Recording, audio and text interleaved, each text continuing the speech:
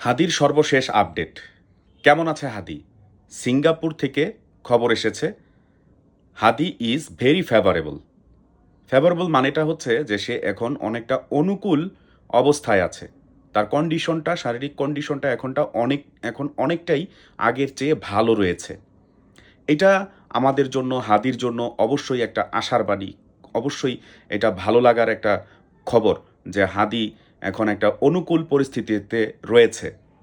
হাদির আরও একটা অপারেশন প্রয়োজন আছে, কিন্তু সেই অপারেশন পর্যন্ত অপারেশন করার জন্য যে পরিমাণ ফিটনেস প্রয়োজন সেটা হাদির এখনও হয় নাই। তবে পূর্বের চেয়ে হাদি এখন অনেকটা অনুকূল পরিবেশে আছে, অনুকূল অবস্থায় আছে।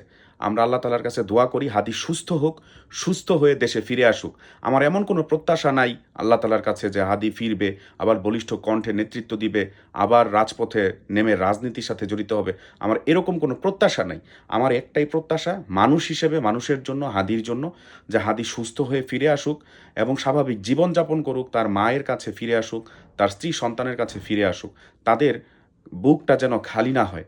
হাদি আবার ফিরে আসুক। সকলে হাদির জন্য দোয়া করবেন, সে যেন দ্রুত রিকভার করতে পারে। পরবর্তী অপারেশনের জন্য যেন আল্লাহ তালা তাকে সুস্থ করে দেন এবং সে যেন খুব দ্রুত স্বাভাবিক জীবনযাপনে ফিরে আসে।